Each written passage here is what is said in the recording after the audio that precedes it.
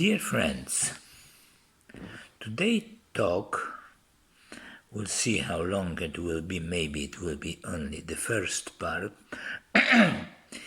is about a very interesting social and geographical, I suppose, phenomenon, which is called Trypillia Cucuteni. Trypillia is the village in Ukraine, and Cucuteni is the place in Romania. Why is this name? Because there, first, they discover an ancient Neolithic civilization, and from these two places arose the name Trypillia Cucuteni. Why I'm talking about these ancient things, it will become clear during my talk, hopefully clear. The period of this Trypillia Cucuteni was fairly long.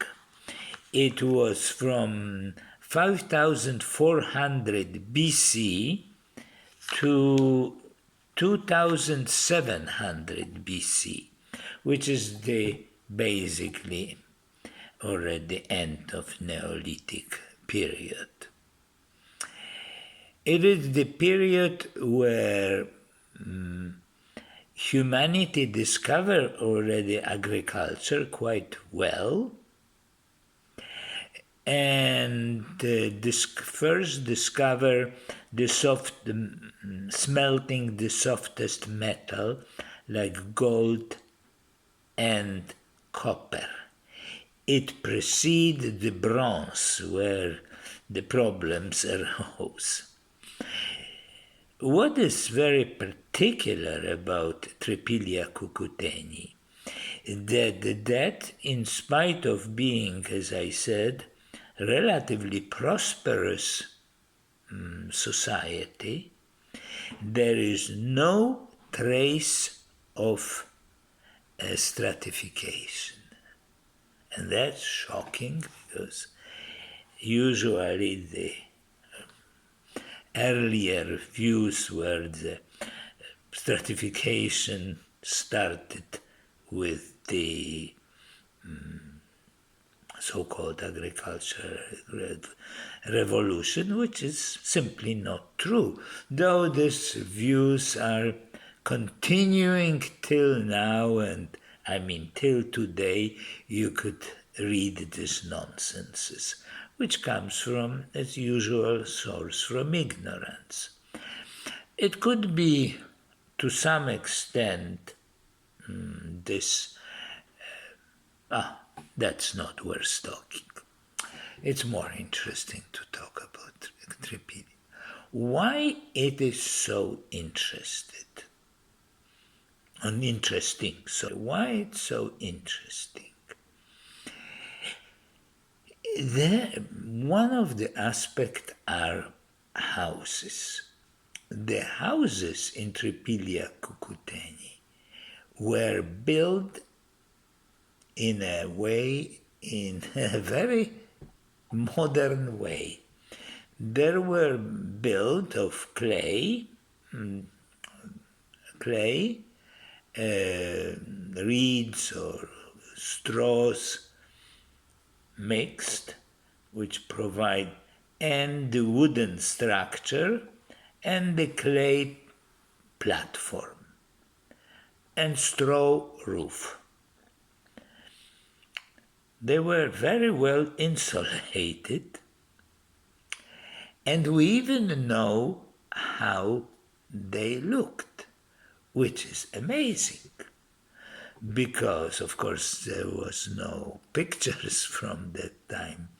But one of the very interesting aspects of this society, which I will return, they made the clay models of various things, among other, archaeologists discover the model of the house. So the houses were actually 2 stories. The second story was different period. There was many variation.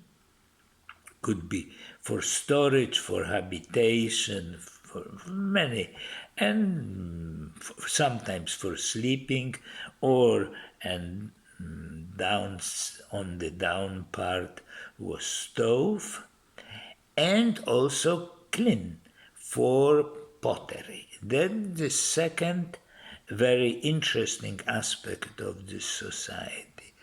Pottery was a household occupation. It wasn't like it is in other civilizations a specialized occupation of some potters. Every single discovered house, there was a place to make pottery. And pottery was magnificent. Below will be lots of picture of this pottery. It was sometimes engraved, but most often painted in 3 colors: bright red, black, and some light elements. And the results are magnificent. So they have built these houses very solidly. They were not just shacks. They were not only made of wood. This house, what is very interesting, by itself couldn't burn.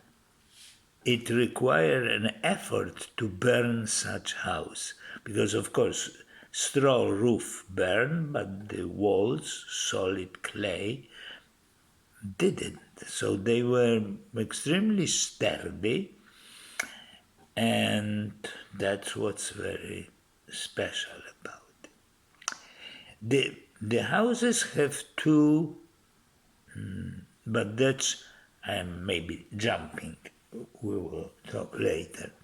The houses of people, inhabitants, were in the given settlements were of the same size. Therefore, it is, according to archaeology, proof that there was no better and worse people, no richer and more poor, because as a rule, the richer and more powerful or both person have a bigger, more splendid house. They were the same. That which makes some archaeologists who wants to prove earlier, no, they already are pretty much finished, who wanted to prove that humanity was always bad and stratified, etc. They had, in the beginning, big problem with it. What is very interesting, the houses were of the size like 40, 60 square meters, but there were other houses of enormous surface. They were like of the size 36 times 20. As you could easily see, it's about 700 meters. And they were not for leaders. They were assembly houses where people could assemble and do whatever they did. That is many hypotheses which I present, but definitely, and they were not as some religious places, because they should be filled with altars, ornaments, etc., as you could easily see in present churches and mosques, but basically churches more than mosques or synagogues, or Buddha, or you can see perfectly in Buddhist temples filled with all sorts of artifacts. They were simple, they were not for storage, but there was lots of figurine and pottery there. We will come to that part later on. So the archaeologists called them assembly houses. The civilization started from the Cucuteni period, basically in Romania, and gradually was moving southeast to Moldavia and eventually Ukraine, reaching the Dnieper River. So it was quite an enormous space where this civilization existed. What is interesting, that it was a fundamentally agricultural society, mainly doing grain, though they have also some domesticated animals. Unfortunately, I can't find any information what kind of animals they were, though probably they existed because they could easily the archaeologists figure out of remaining bones of these animals. There, however, what is preserved, they also antlers of deers. So all they were hunters, all they have a relation with hunters-gatherers, and which apparently they had, and no trace of conflict, none, because they usually find it on skeletons, which are there, traces of trauma. No, there is none. Okay, so the second element was figurines. Figurines, as a rule, are certain feminine figures with big hips and very often ornamented in a similar, simple way, but simpler way as pottery. It indicates they are definitely anthropomorphic, which indicates that according to that the religion was related with some feminine principle, well, often called Mother Earth, etc. But it's unquestionable of number of these figurines is already discovered enormous. The best now what is very particularly interesting, and then it's only characteristic to the Ukrainian part, not to the Romanian, in other to Trypillia culture, is so-called megasites. The general, they were small sites, several houses, households, and that was about it, from 10 to 20. And they are in Trypillia, they are so-called mega sites, incredibly big, reaching the surface of the mega sites, one which is at present the best already researched, which is called Nabli Africa, which has 236 hectares. It's pretty serious. It's like the size of a quite a town, which is surrounded by some sort of a ditch, which couldn't be for protection because it wasn't, there's no walls, etc. For some reason it was. It delineate where this particularly, let's call it proto-city, existed, or city. It contains 1,500 structure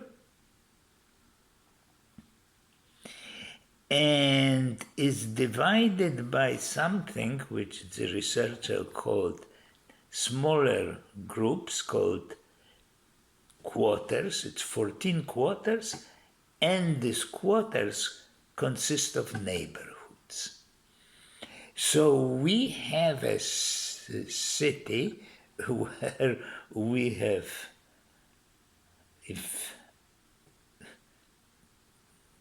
neighborhoods and sections and the whole city.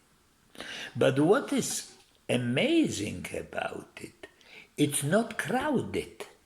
It's not so much on 336 hectares. They were rather, for a city, very sparse, which is different than in other cities like Indus River or Sumerian cities, which were lots of houses stuck together, more or less as they are right now, not much different. Not so much we invented since then. There were sparse. Now we are questioned to the mystery part. Why these mega cities exist and how they could exist? Because it wasn't enough arable land within, it was not sufficient to feed, we will say there was 15 structure and we could put 4 or 5 people per structure. We have a habitation of several thousand.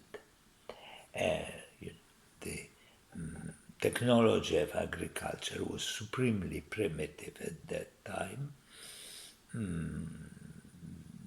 Tools were made only from wood, of course, and they knew flint, so they have some knives, and rarely axes, very rarely, because flint wasn't in this area. They have to get it from somewhere else.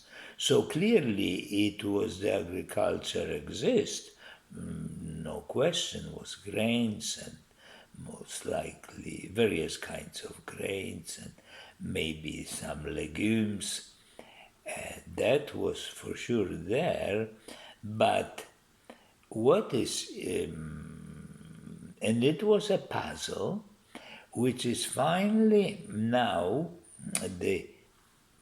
here we are come to really exciting, interesting story, being resolved by the group of researchers specializing for years from Durham University and under the leadership of a professor from there, Chapman, which came up with the concept, which is supported by geographical layout of these mega sites.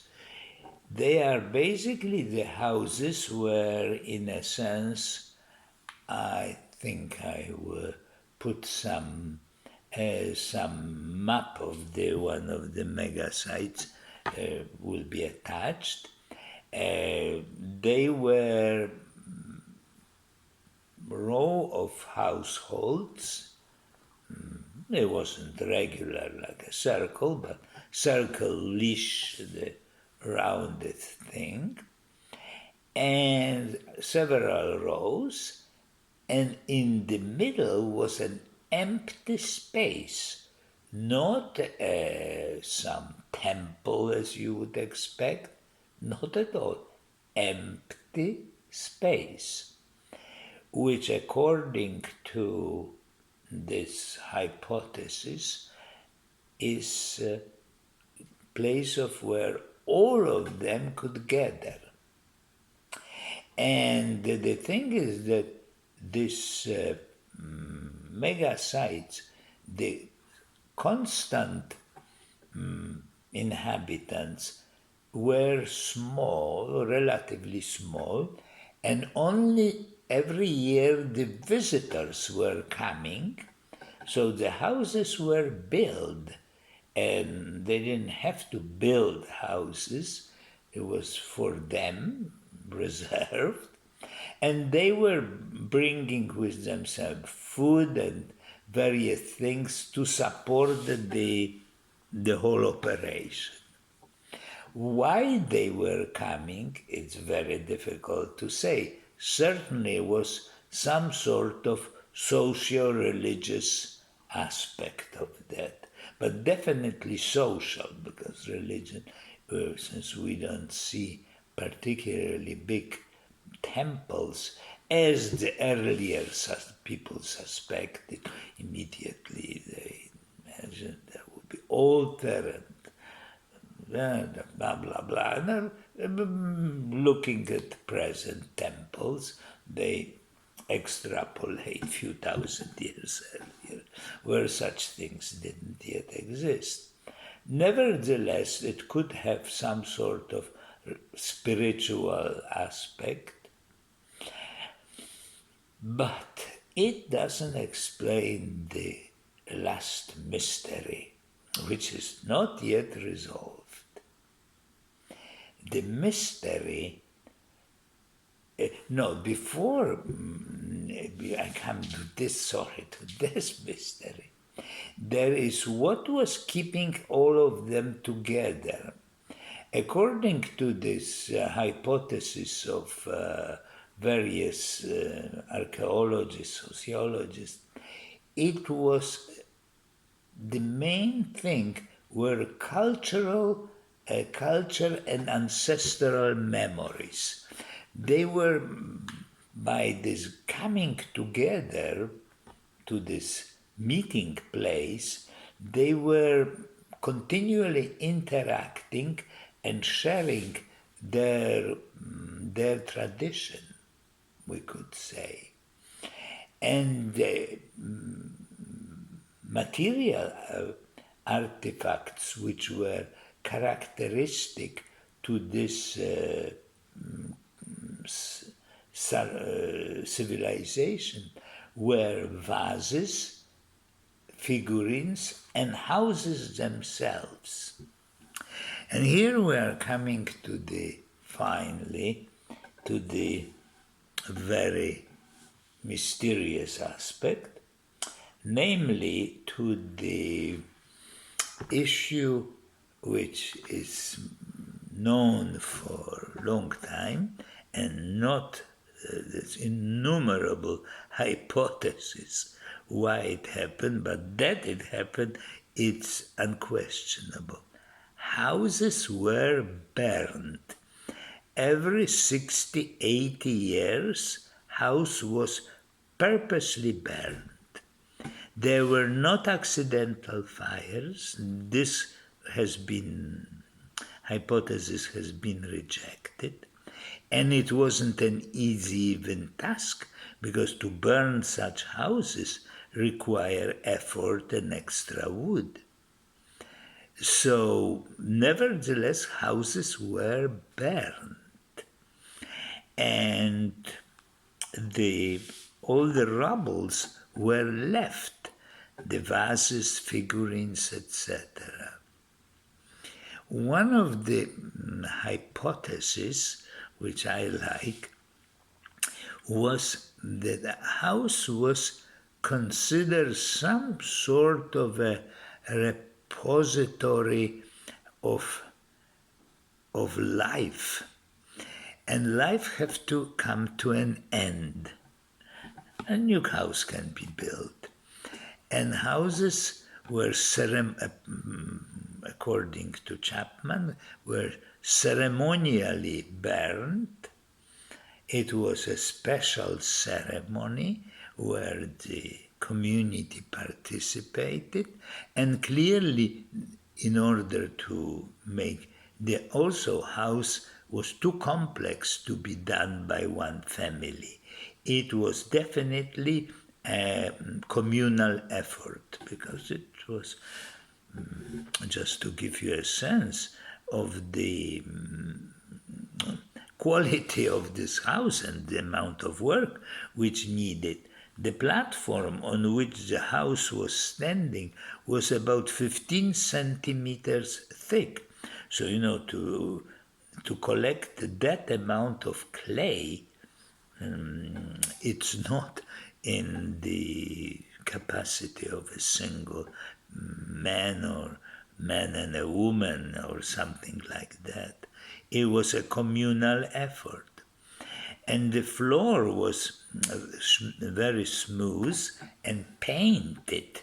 The paint remained. So this paint was a protection, otherwise clay could dissolve. It wasn't burned clay, it was simply clay, which after drying and protecting can obviously last thousands of years. What is very interesting from point of view of the Wisdom Society, I will summarize. First of all, we have a already agricultural society, not hunter-gatherers, which have no stratification. Second, that smaller group can live together not only without conflict but with obvious cooperation. Third, incredible importance of art as the aspect of identity, which is, they call it this abstract concept, big other. It is something which gives identity to the society. So, what happened with all of them? We don't know. The early hypothesis that they exploited usual resources and have to move somewhere apparently are completely false, because there was lots of terrain which could be used, which wasn't used. So that takes. The second, which was they were decimated by invaders. There is no sign of traumatic big-scale murders. We really don't know. It could be that they were pushed by the invaders who came from the steppes of Russia and eventually invaded the whole Europe. They maybe were pushed westwards because from east and melted with the other population. We will not know. At this point, there is no coherent hypothesis what happened with this civilization. They certainly wouldn't be prepared to defend themselves because there is no discover any weaponry there. So they couldn't. And even if there would be, it would be made of bronze. Why invaders who were made of copper were using much harder bronze and later iron. So they would no stand a chance. But obviously there would be lots of skeleton with traces of trauma, and there is not. They somehow disappeared, dissolved. And with this mystery I will end, just saying that at the moment when I was visioning this structure of Wisdom Society, I didn't know the details of. I knew that there is Trypillia Cucuteni. I saw the beautiful vases and figurines, etc. I knew about houses, but I didn't know about these interesting structures that they were having ability of smaller groups coexisting with larger groups, which reminds the structure of proposed wisdom society. That's why I have such a soft feelings for Trypillia Cucuteni, particularly for Trypillia, because in Cucuteni there was no mega sites, no. There were the individual settlements, but not this structure. And we can keep tuned because now it's active research, and every year may bring new discoveries to the stories. Okay? Hopefully after or with this video talk will be all sorts of embedded pictures of discoveries of archaeological results of discoveries from particularly Trypillia. And if you see some, they are mixed by Pinterest with some modern imagination, how it looked neglect. But some, most, vast majority are original artifacts.